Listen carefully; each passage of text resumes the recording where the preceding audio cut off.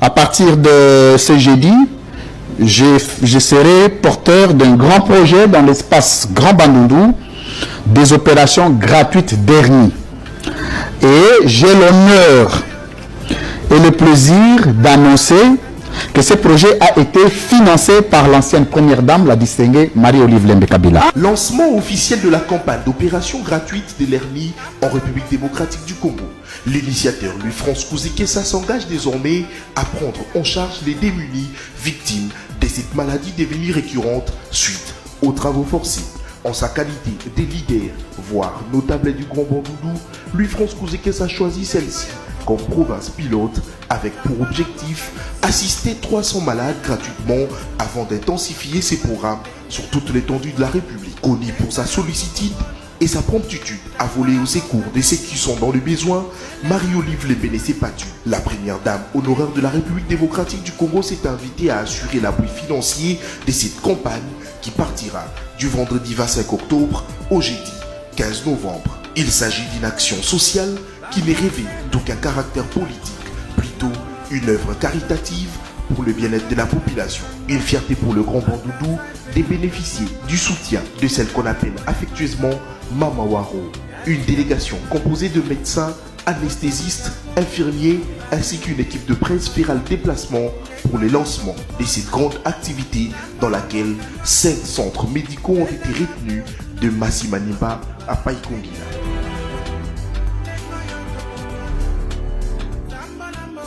Bonjour, lelo tozolobela pona kesi ya l'État.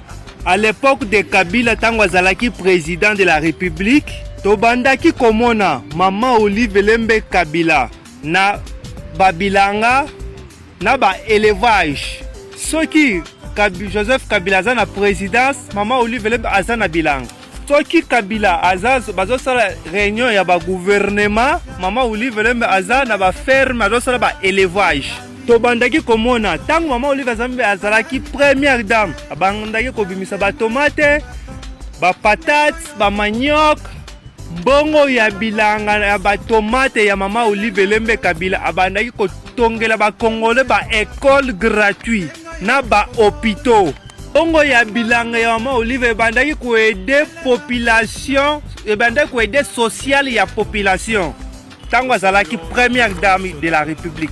Bongo ya bilanga ya ba tomate Maman Olive Lembe atongelaki ba congolais ba centre ya minene ba formation na ba équipement nyonso ezalaki na ba centre wana. Mbongo ya élevage asombeli ba congolais ba mapango, akaboli ba congolais ba mapango ebele na mboka na biso. Mbongo ya matomate a renforcer la capacité à gestion oya finance ba mama o bateka kabiloko mike mike. Mbongo ya bilanga ya Maman Olive Lembe Kabila atongi plus de 2000 maisons chez biso na Kasai, akaboli ba maison wana gratuit na ba hôpitaux na ba école gratuit.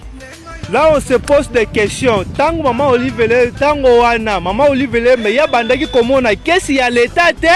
Pourquoi Maman Olive Lembe Kabila bandaki ko s'intéresser na ba gestion ya l'état te, ya bandaki ko s'intéresser kaka na makambo na ba bilanga na ba élevage. Ou bien mobali na Joseph Kabila azalaki président de la République te, ou bien à cette époque qu'est-ce y a l'état ezalaki te, ya l'époque Maman Olive Lembe Kabila qu'est-ce y a l'état ezalaki te. Mais lelo tozomona qu'est-ce y a l'état lelo et poche privée ya bato. Mais lelo tozomona bato bazosala batapage na kombo na bango privé bazotouche kaka kesi ya l'État. Ceux qui balingi basala batapage basala ba œuvre na bakombo na bango privé bazotouche kaka kesi ya l'État. Tuto bwachingani Maman Olive Lembe ye kavulenga makuta l'État to yeye uvani muma jimi muma tomate muma bitu campagne vous emboulichez population ni makutenda majim ujima bilunga ujima matomate ni bangombe ni bambuji bwa kuambulisha population kuibakira population tulasa ni ma école ni masoko kuambulu kwa sheba mama baba mama babu ni ma capitale baba kuhani shoma mabisano. Maman Olive Lembe tonge plus de 2000 maisons kwetuka sai ni makuta amatomate ni amajimi ni abitu campagne kavulenga makuta l'État to. Qu'est-ce y a l'État eza keso eza sacré pona ba fonctionnaire ya l'État. Ça sacré pona ba enseignant ba militaire bafutama, ba enseignant bafutama, ba fonctionnaire à l'état tout bafutama. Dès que si à l'état c'est sacré. Pourquoi les lots ba enseignant bafutami nanu te? Parce que si à l'état et poche privée ya batu. Pourquoi ba fonctionnaire à l'état est belé bafutama te? Parce que poche si à l'état et poche privée ya batu bazo sala batapage. Tozo senga na ba mama balanda exemple ya mama Olive Lembe Kabila. Olia s'occuper na kesi ya l'état, bosala ba bilanga, bosala biloko mama Olive Lembe bandaki kosala. Kesi ya l'état nde kosomba ba montre ya luxe, kosomba ba sac ya cher, kosomba ba kosala ba voyage ya luxe. Mais à l'époque ya mama Olive Lembe Kabila to bande komona ye azalaki na ba kabelo te ya luxe, ba montre te ya luxe. Na biloko na ba place te ya lix ba conférence ya lix te mais ye bande ko seka ka bilanga ba tomate ba patate na ba manioc na ba élevage o mbongo na e wana aider bande ko aider ba population et tongela ki ba population ba école ba hôpitaux ko pesa ba maman ebele ba capitaux ba capital ba maman ebele ba zo teka ba te bele ba zo ba formation atongi ba centre ya minene o ba zo ba formation nyoso. Qu'est-ce qu'il y a l'État et qu'est-ce qu'il y a population? Les lobes commis qu'est-ce qu'il y a l'État? Poche privée, oh, bazo sala batapage na combo privé, na kaka na qu'est-ce qu'il y a l'État? Maman Olive, toi se poser ma question. Maman Olive Lembe Kabila, banda ki comment na mbongo wana na qu'est-ce qu'il y a l'État te? Pourquoi maman Olive Lembe tonge biloko na mbongo ya bilanga na batomate na élevage? Bien maman Olive Lembe Kabila bandaki komona mbongo ya kesi ya l'état te bandaki komona mbongo wana te. Maman Olive Lembe aza modèle, maman Olive Lembe aza ange ya bénédiction pona mboka na biso, aza exemple pona mboka na biso. Maman Olive Lembe Kabila, maman Olive Lembe aza source ya bénédiction pona mboka na biso. Soki tozalaki na ba maman Olive Lembe mibale na mboka na biso oyo, o mboka oyo souffrance aboye kozala nanu te. Biso peuple congolais tozolo maman Olive Lembe a déposé candidature na ye na présidence 2028. Biso tout mu voté maman Olive Lembe muleisha capacité wa première dame mu pays wetu. Maman Olive Lembe dalakisi présence ya première dame na mboka na biso. Ko toucher mbongo ya l'état te, ko s'intéresser na makambo ya l'état te, ye banda ko s'intéresser kaka na makambo ya bilanga, ba tomate, ba patate, ba élevage, biloko nde bakabelo te ba place ya lix te ezalaki kaka proche na population pour installer la population aux populations aux souffrir.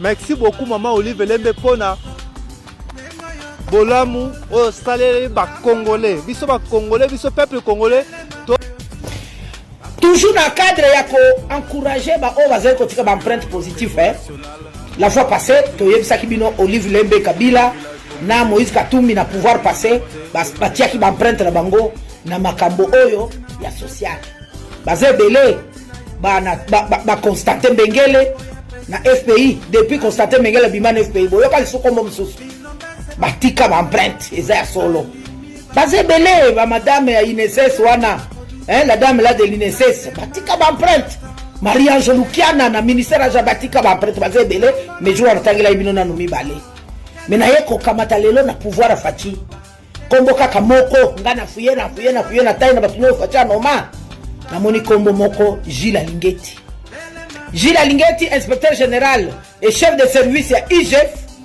Tatawana a mérité mieux. Olive Lembe Kabila frappe très fort encore. Boyoki ndenge na lobby. Olive Lembe Kabila ex-première dame Monsieur Joseph Kabila a frappé très fort. Moyena kanga munoko ezate na kolobaka.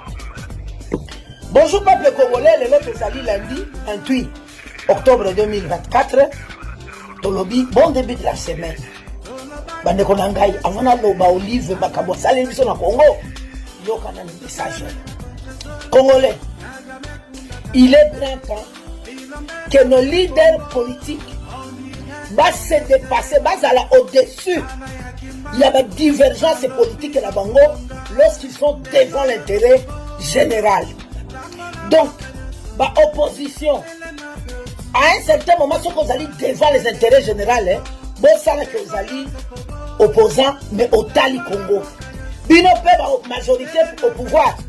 lorsque vous êtes devant un intérêt général, bon ça là que vous allez pouvoir encourager l'intérêt général. Dans le but, pourquoi? On va dire que la constitution, c'est parce que vous avez kangama na obédience politique na ye. On va dire que kanisa makanisi na yo. Mususu ben ngambo azali ko kanisa makambo na ye parce que azali majorité au pouvoir. À un certain moment, bolongo la fabio kwana total liboso. Yango na ngana ye awa ko yebisa bino makambo nini. Olive Lembe asali liboso na Congo. Bande ko ngai soki eloko ezali ya mabe nga mama José na koloba. Mais oyo Olive asali liboso na Congo. Botika mwana mwasi wana vivre bande ko ngai. Botika to betela ye maboko. To lo toza la honnête toza clair. Moi je suis de l'UDPS, moi je suis de Tshisekedi, je suis de Fachi. Mais ma Kamboli va sali et à somo. Na le cas pero du moko kuna na banduntu. Biloko na mona ka batunyo so problème à hernie. Mais le long na comme na vidéo moko maman Olive Lembe a financé 300 opérations. Il y a hernie gratuitement au foutelo comme côté prise en charge totale. Depuis jeudi passé, il y a 24 octobre, et qu'on a 15 novembre, bêta calcul, 300 personnes vont se faire soigner gratuitement. Et puis, et qu'on a 7 centres, il y a un hôpital, comme on a Massimani Bati, n'a pas Kongila. Donc, Batoubo qui ne se faire soigner, il y a Pamba. Et là, que si y a Menani, Olive Lembe Kabila. Ma bête, malam. Ce qui te le dit que, moko famille Kabila zo sala makambo kitoko na mboko oh mama José o maniko train nazo train nanga mutute awa ezali intérêt général bande ko biso graba ndundu bakozwa solution otika na Idriss Idriss